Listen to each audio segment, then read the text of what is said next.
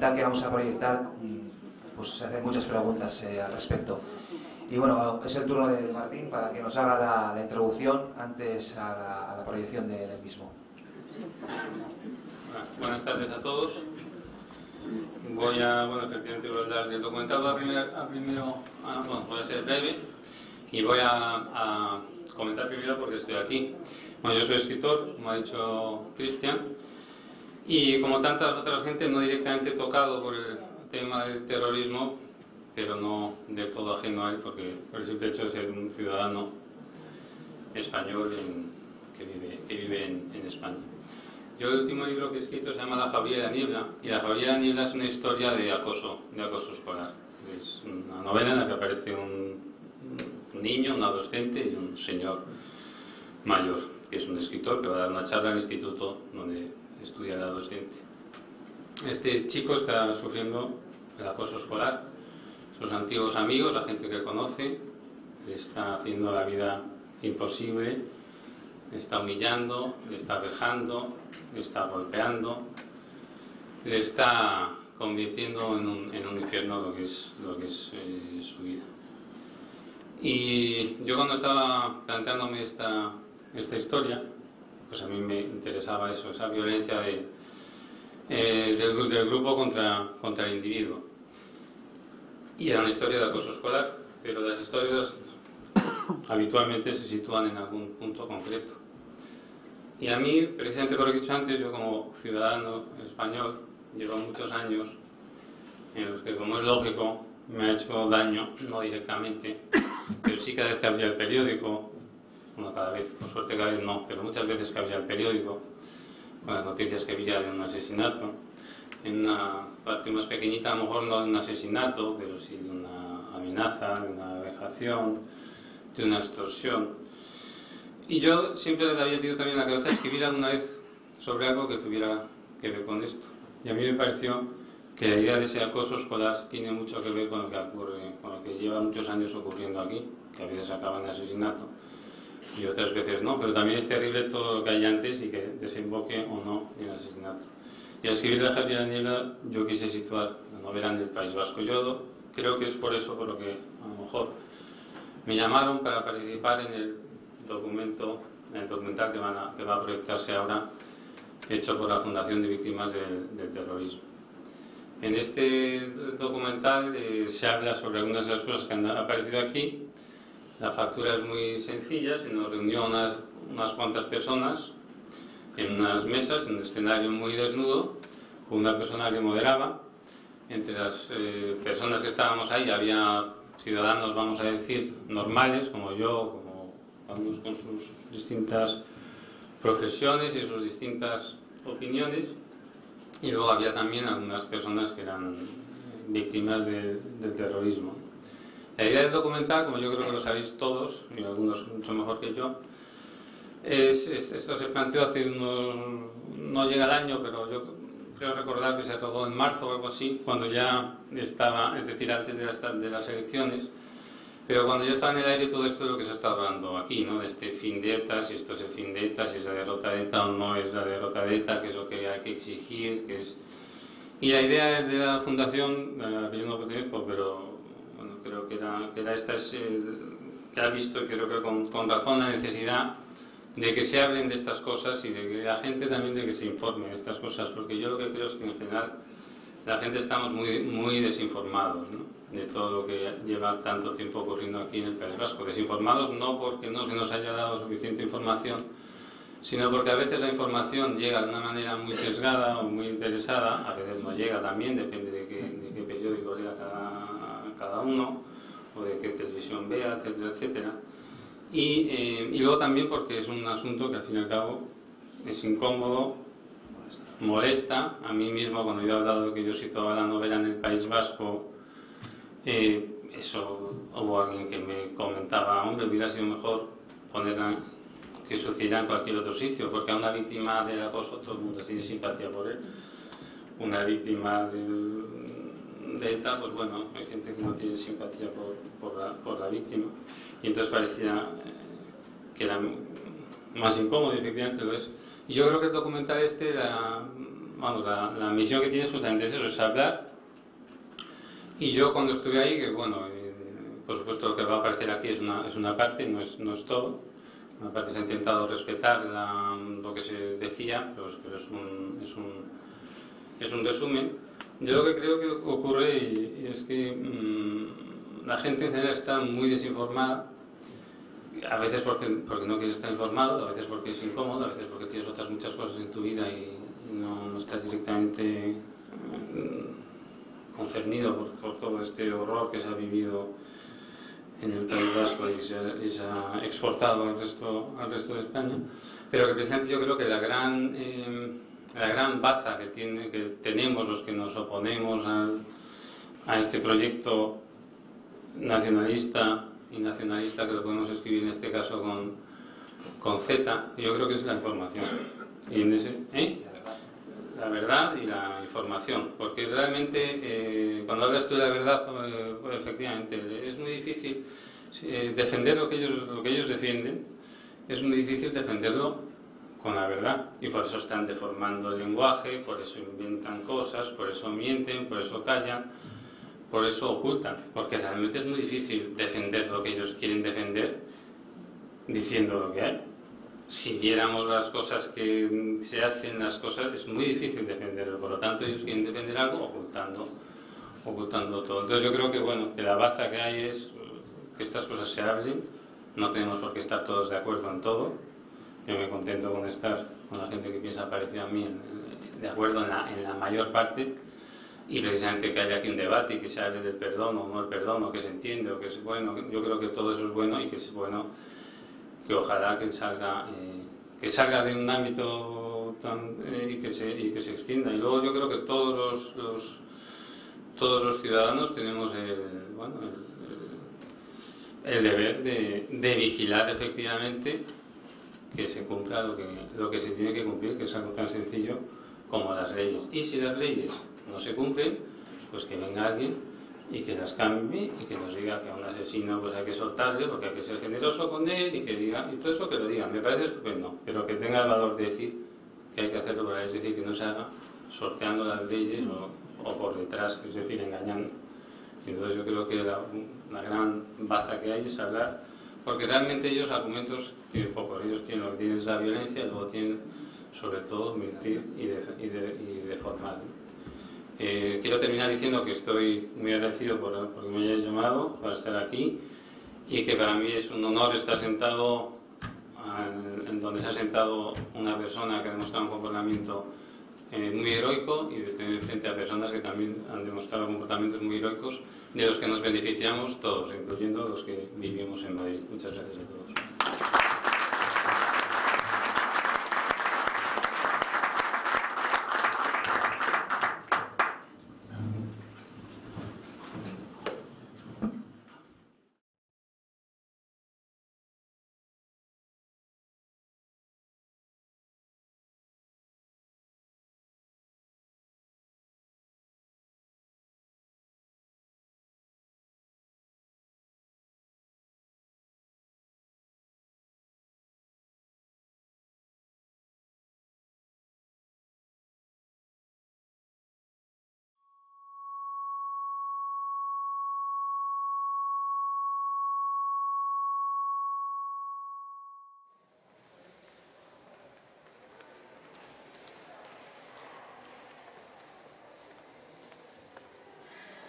Soy Maite, tengo 46 años y soy traductora.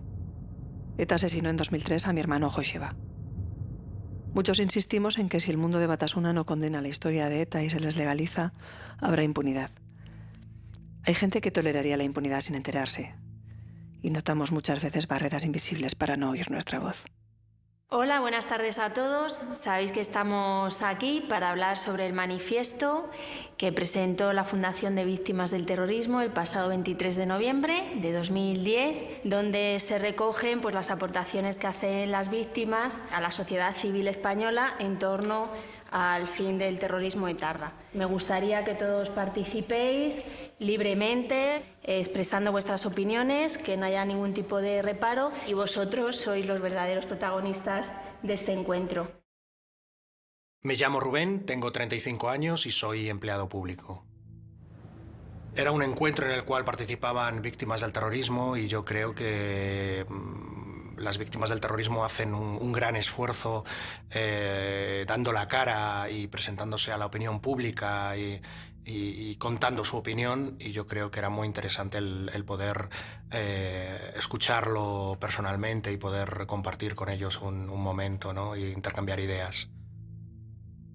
Bueno, el documento surge casi del azar. Realizamos una jornada de formación porque los colectivos demandaban información sobre algunas cosas que les preocupaban, sobre la justicia, sobre posibles modelos de fin del terrorismo. Nos pidieron, si fuera posible, si podríamos de alguna manera articular técnicamente las cosas que se fueron comentando. Y el resultado, unos meses más tarde, fue este documento generado a fuego lento. Yo creo que es muy importante plantear algo que, por lo menos en la sociedad vasca y por lo que veo en los medios de comunicación en general, se está produciendo. Y es una incomodidad de los políticos con respecto a las víctimas y asociaciones de víctimas, diciendo que deben ser escuchadas, pero que las decisiones son exclusivamente de los que tienen la responsabilidad política. Y en ese sentido yo creo que el documento, el manifiesto, es una muy importante aportación. Hombre, yo creo que en un Estado de Derecho como es el nuestro, donde tenemos nuestros representantes legales, que son los que hacen las leyes, tenemos los representantes que ejecutan las leyes, los jueces y los que las cumplimos, yo creo que debemos de estar cubiertos con eso. Yo no creo que a las víctimas se les esté tratando paternalista o se les esté tratando, no sé, en un segundo lugar. Yo creo que a mí me parece que se les trata con el respeto y el cariño que evidentemente se merecen. Da la impresión de que sospechas que hay una intención en ese remarcar permanentemente la diferencia entre víctimas y quienes deben adoptar las decisiones políticas, penitenciarias, judiciales, policiales. Creo que insinúas que se esconde algo. Sé perfectamente el que además es una inmunización del proyecto nacionalista radical. Es decir, las víctimas no pueden hablar de forma que al final lo que digan y lo que pidan haga difícil o imposible o ponga obstáculos a la materialización del proyecto nacionalista radical. Yo creo, vamos, y hay un interés enorme que es condenamos la violencia, pero eso no implica que el proyecto político por el que actuaron los asesinos esté invalidado para el futuro. Visto este ambiente, esta situación, yo creo que de debilidad de ETA, pues, y estas tentaciones a lo mejor de acabar deprisa y corriendo algo que lleva mucho tiempo y que no es nada fácil de acabar con él y que no se puede acabar tampoco por una decisión política, pues yo creo que hacen bien en hacer un manifiesto e intentar que se debata en la sociedad, porque además tampoco es tan fácil que se debate en la sociedad porque está muy mezclado a veces con asuntos políticos, que no debiera ser así, pero acaba siendo así, y también porque son temas incómodos. Probablemente porque efectivamente víctimas somos todos, y se lo debemos también a la sociedad, que sepan un poco, hemos consensuado entre todos nosotros, hemos sido capaces de decir qué sentimos y qué consideramos, para que quien proceda lo tenga en consideración o no lo tenga, o sea, nada más. Yo lo que creo es que va a haber dolor, seguro, va a haber injusticias, prácticamente seguro, e incluso si todo sale como nos gustaría, habrá gente que no se sentirá representada por ese final, por esa salida. Nadie se va a dar por satisfecho del todo. La creación de la Fundación a mí me parece que fue una buena iniciativa porque superó algo que socialmente había una cierta percepción de vertebración partidista de las asociaciones de víctimas contra el terrorismo. Y eso yo creo que iba en detrimento de la solidaridad de la opinión pública española en relación con las víctimas del terrorismo, ¿no? Pero sí hay una cierta prevención a que no sean un obstáculo al deseo social y político del fin de ETA y del terrorismo en nuestro país. Me llamo Jesús, tengo 47 años, soy sociólogo. Yo creo que deberíamos aprender de la historia política de nuestro país, que está cargada de violencia, una guerra civil de 3 años, una dictadura, una política de reconciliación nacional y luego 40 de terrorismo, y que en ese sentido la memoria de las víctimas no sea sepultada sin el reconocimiento y el respeto que merecen. En cuanto a lo que espero del final es que las luchas sociales y políticas se puedan desarrollar sin violencia, sin por ello renunciar a la radicalidad de las posiciones de cada uno. ¿Es que prevéis que podría haber impunidad? Vamos a ver, yo creo que es obvio que no, en un Estado de Derecho no va a haber impunidad. Es decir, los delitos se castigan y dependiendo del delito que se haya cometido, el grado del castigo es el que marque la ley. Bueno, en 1978, y si me equivoco, por favor que alguien me corrija, que hay gente más informada que yo, hubo una amnistía y hubo gente con delitos de sangre que salieron a la calle. Es decir, con esta gente, una generosidad que yo no hubiera aplicado, se ha aplicado ya. Entonces, ¿qué pruebas? Es que ya se ha hecho. En concreto, en España, hace 33 años. Entonces, un camino muy fácil, muy rápido, muy tentador, para mí muy falso. Pero la situación política en este país era totalmente distinta. ETA se ha mantenido a lo largo de 50 años por muchas circunstancias. Una de ellas porque cuando empezó contra una dictadura y fue aplaudida por mucha gente. Quiero decir pero es la realidad de la historia. Yo no digo que esté bien, digo que es la realidad de la historia. Tuvo una base social importantísima y por eso se ha mantenido además a lo largo de 50 años. Es decir, que en el año 77, que estábamos empezando una democracia, fue como un cambio brutal desde una dictadura a un Estado de Derecho. Pero eso fue la razón de que se diera una amnistía de muchas cosas, una amnistía general. La situación 40 o 50 años más tarde no tiene nada que ver. Que yo no es que lo defienda un momento. No, pero vamos a ver, que digo que tiene muchísimo que ver. Yo te digo que para mí tiene muchísimo que ver. Me llamo Martín, tengo 49 años y soy novelista. Para mí es interesante el momento en el que estamos viviendo, que ojalá llegue el fin del terrorismo. Me parece que las víctimas han jugado no solo un papel de sufrirlo, sino también de voz de la democracia que se ha enfrentado a un proyecto totalitario. Y yo, como ciudadano español y a gusto en un país democrático, considero que me concierne a mí también este debate. Es que si hubiera algún tipo de impunidad no estaríamos en un Estado de Derecho, ¿no? Tiene que prevalecer el imperio de la ley. Estamos hablando de crímenes, estamos hablando de delitos. Evidentemente, pues si hubiera impunidad, ¿por qué va a haber impunidad para estos delitos y no va a haber impunidad para quien atraca un banco? No. Yo creo que hay que hacer un ejercicio de abstracción, y una persona que mata a otra conscientemente pues comete un delito y eso en nuestro sistema lleva una pena y nada más. Hay que recordar una cosa que yo creo que es muy simple y muy importante, pero hay unos 300 y pico asesinatos de ETA cuyos autores no son conocidos, cuyos sumarios están incluso cerrados y no se reabren, que son además de los tiempos en que ETA político-militar decidió abandonar. Y eso es impunidad, eso es atentar contra la memoria. Aparte de la impunidad penal, existe una impunidad política, una impunidad social. De forma que el proyecto que fue motivador y causante de 853 o 57 asesinatos sea un proyecto legítimo sobre el que se estructure el futuro político de Euskadi. Eso es una impunidad política brutal. Lo que me parece más grave y más difícil de atacar es la impunidad social. Más allá de la situación actual, en el País Vasco hay impunidad desde hace mucho tiempo y no parece que eso vaya a cambiar a corto plazo. Ni siquiera parece que se hayan puesto en marcha los instrumentos para lograrlo. Y lo digo a sabiendas de que debe ser muy difícil cambiar mentalidades adquiridas o inducidas. Y yo no sé cómo se puede hacer eso. Desde luego sé que no se puede imponer.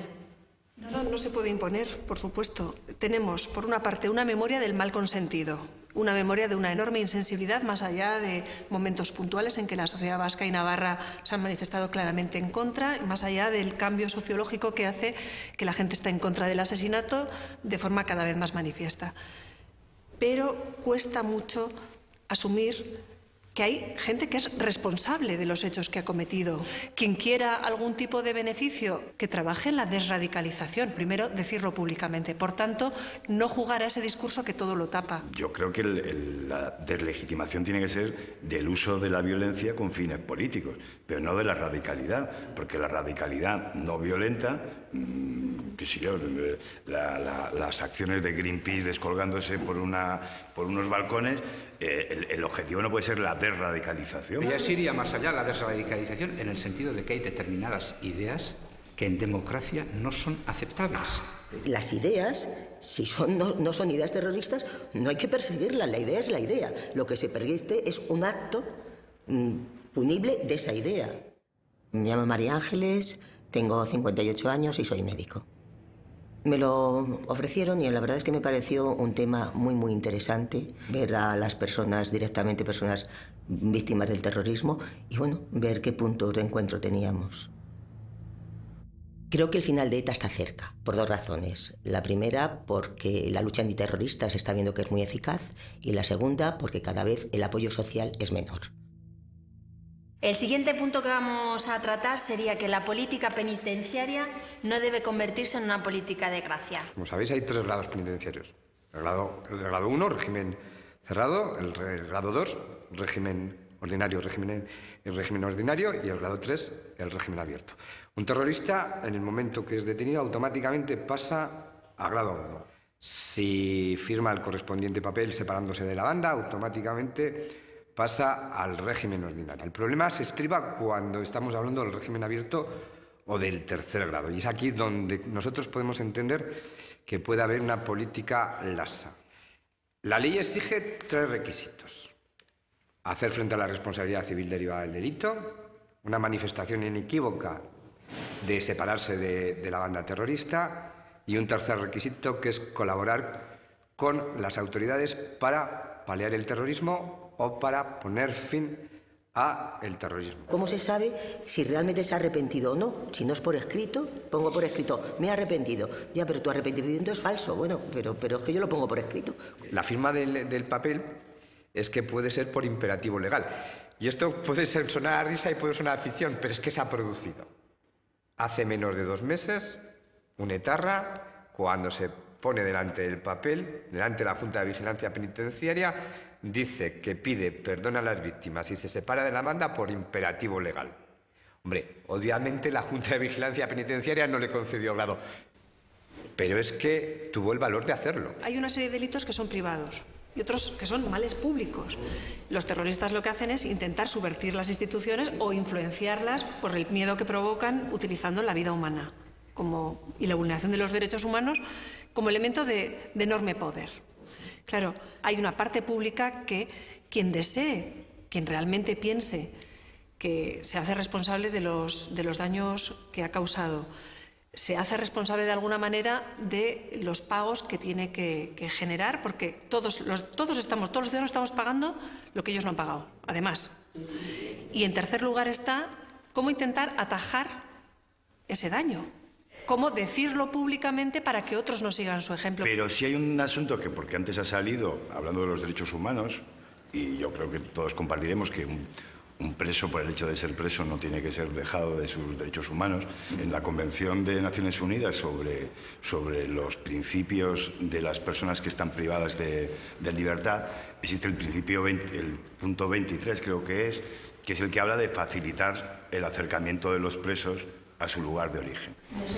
Yo creo que el principio de Naciones Unidas está recogido en la legislación española, en la que se habla también de que el cumplimiento de la pena tiene que ser lo más cerca posible a su domicilio habitual, pero es un precepto que está sometido a las posibilidades y al principio superior, que es el de la reinserción. Y es por lo que se empezó con la política de dispersión de los presos, precisamente para romper esa presión de grupo que imposibilitaba ningún tipo de colaboración al Estado de Derecho ni a todo lo demás. La lectura del manifiesto, la solución final es concreta y determinada. Cumplimiento estricto del ordenamiento jurídico vigente, cumplimiento estricto del Estado de Derecho. No pedimos nada más. Sobre todo quería decir que no me gustaría que se percibiera que tenemos ningún ensañamiento especial, para nada. O sea, quiero decir que cuando Antonio dice que se cumpla la ley, realmente no es más que lo normal. Y en cuanto a alguien realmente quiera desvincularse, démosle posibilidades para que por favor salga de ese núcleo mafioso. Estamos hablando lo mismo, claro. Por supuesto. Soy Tomás, tengo 46 años, soy ingeniero economista y víctima de ETA desde el año 1998. He sido educado en el compromiso cívico, y la voluntad de los que mataron a mi padre precisamente era, entiendo, que dejarle en el olvido, como al resto de víctimas. Y bueno, pues quiero dar testimonio a la sociedad que siempre la hemos sentido con nosotros, de la vivencia y de la sinrazón que implica matar a la gente para conseguir objetivos de ningún tipo. Debemos de pedir a los medios de comunicación pues que no hagan una feria, ¿no?, del dolor de las personas, y especialmente yo creo que en este tema es muy sensible, ¿no? Y además también creo que intentar velar por el lenguaje es tarea complicada, ¿no? Precisamente el lenguaje nos sirve para comunicarnos, también para definirnos, cada uno que se defina como quiera. Es decir, si yo leo un artículo de alguien que dice un luchador por la libertad en el País Vasco, pues yo ya sé el sesgo que tiene ese artículo. Me he formado ya, solo con leer esa frase, me habré formado ya una opinión del articulista y bueno, quiero decir que yo eso no creo que lo puedas prohibir, ¿no? Respecto a los medios de comunicación, en fin, no me considero representante de nada, pero déjame que por alusiones. También hemos recorrido un largo camino, los medios de comunicación. Y además hemos llegado a un consenso. Cuando se tratan asuntos así, la violencia de género sería otro y ahí todavía estamos muy lejos del comportamiento ideal. Al final se alcanzan consensos sobre lo que se puede decir y lo que no, cómo hay que decirlo. Bueno, es que hay que pensar en lo que las palabras quieren decir. Entonces, los medios de comunicación, al igual que la sociedad en general, hemos recorrido un largo camino y yo creo que el consenso desde hace mucho tiempo está alcanzado. Y puede haber algún francotirador de la palabra que de pronto diga algo que no tiene ningún sentido. Pero sabemos cómo debemos abordar una noticia de un atentado terrorista. Afortunadamente, en los últimos tiempos tenemos pocas oportunidades de poner en práctica estos conocimientos adquiridos de una manera tan dolorosa, ¿no? Me llamo Eva, tengo 48 años y soy periodista. En mis mejores sueños, los etarras se convierten al pacifismo, abandonan las armas a la puerta de una comisaría, cumplen sus condenas, piden perdón a las víctimas y se reintegran en la sociedad que les espera, no diré con los brazos abiertos, pero sí con una cierta generosidad. Me conformaría con que lográramos que entregaran las armas, que se pudiera verificar que efectivamente las han entregado y con que se vieran obligados primero a cumplir sus penas y después a integrarse en la sociedad y a acatar las leyes, a cumplir las leyes, poco más. Realmente en el documento lo que aparece es un epígrafe que se llama contra la banalización del mal en la comunicación pública. No es un imperativo categórico ni que queramos poner censura, es simplemente que conocemos la forma tan habilidosa de utilización de las palabras para banalizar el mal y para banalizar el bien. Yo quería decir una obviedad, y es que hemos recorrido un largo camino y que todos descubrimos con asombro de pronto que en algún momento de nuestras vidas convivimos con alguien cuyo padre había sido asesinado y a pesar de que estábamos horas y horas con esa persona nunca llegamos a saberlo. Y uno se pregunta ahora que por qué es posible o fue posible que eso ocurriera. Yo tengo que dar las gracias a la sociedad española precisamente por la sensibilización que ha tenido en los últimos años. Y lo tengo que dar desde un punto de vista personal. Cuando a mi padre le matan en el año 1979, la sensibilización de la sociedad española era nula. Nula hasta el punto de que las víctimas no éramos víctimas, nos escondíamos de la sociedad. Lo primero que te oías cuando decías a mi padre lo ha matado ETA es ¿y tu padre qué ha hecho? Cuando en un determinado año la sociedad española se empieza a sensibilizar, yo recupero muchos valores personales y valores humanos. Si yo no sintiera la cercanía de la sociedad española, probablemente seguiría dentro del armario. El final de la violencia etarra debe ser un final con vencedores y vencidos, donde los vencedores sean el Estado de Derecho y la sociedad española, y los vencidos, evidentemente, sean ETA y su mundo afín. Creo que no se puede aceptar lo que algunos están denominando que se debe llegar a un empate técnico o a una solución lo menos traumática posible para el colectivo terrorista. Entiendo que 858 muertos y miles de heridos no pueden avalar de ninguna de esas maneras dicha pretensión. La normalización de la vida en Euskadi. Tomás. Creo que falta bastante, hemos tocado aquí el tema de la educación, pero también creo que la gente joven sí que ya va viendo que esto que es un poco una falacia, esto de un pueblo oprimido, castigado, que no tienen libertad, vamos, todas estas cosas en las que se ha argumentado. Entonces, yo soy optimista, soy por naturaleza, no quiero ser ingenuo, pero tenemos que ser una sociedad más abierta, más plural y más sensible a los demás. Yo creo que el pueblo vasco, para mí, debe ser un pueblo, como todos, pluralista y que sea capaz de convivir con distintas ideas. Cuando se habla de normalización del País Vasco y Navarra, yo Creo que una de las asignaturas muy importantes que hay que superar es la del miedo. Hay muchísima gente que desde luego no se ha liberado para nada, no se atreve a dar realmente sus opiniones públicas, ni políticas, ni tan siquiera pensar con libertad. Normalización es que en Euskadi nadie tenga que andar con escolta. Normalización es que nadie le insulte por la calle, por manifestar sus opiniones. Que no le llamen iluminado, que no le llamen sinvergüenza, que no le llamen traidor, o que no le ponen a mí, Joseba Arregui, enemigo de Euskadi. Normalización de una cultura, de soportarse mutuamente. No digo ni siquiera tolerarse. Me bastaría con soportarse mutuamente, no insultar a la gente. Lo malo es que a los que intentamos en pequeñito y no hacemos más que cumplir con nuestro deber cívico, por desgracia, nos siguen llamando valientes. Lo cual quiere decir que eso de la normalización está muy lejos, y estoy de acuerdo en que la normalización se tiene que producir en Navarra y en Euskadi. Soy Joseba, tengo 64, voy a cumplir en mayo 65 años, estoy en vísperas de la jubilación y en estos momentos todavía soy profesor de Sociología en la Universidad del País Vasco. Una cosa es lo que me gustaría que fuera el sueño que tengo yo del final de la violencia etarra, que sería con un reconocimiento por parte de quienes mandaran en ETA en ese momento, que espero que sea lo antes posible, de reconocimiento del camino errado. Me gustaría que lo reconocieran ellos y también me gustaría que la sociedad vasca se mirara en el espejo y se preguntara qué ha hecho y dónde ha estado a lo largo de toda esta historia. Se producirá un fin imperfecto y difuso de ETA, quizá por inanición, y la sociedad vasca pues no se va a enfrentar a su tarea de mirarse al espejo. Pues yo creo que hasta aquí hemos llegado. Muchas gracias a todos por vuestra disponibilidad y por vuestra colaboración, y damos por terminada esta sesión.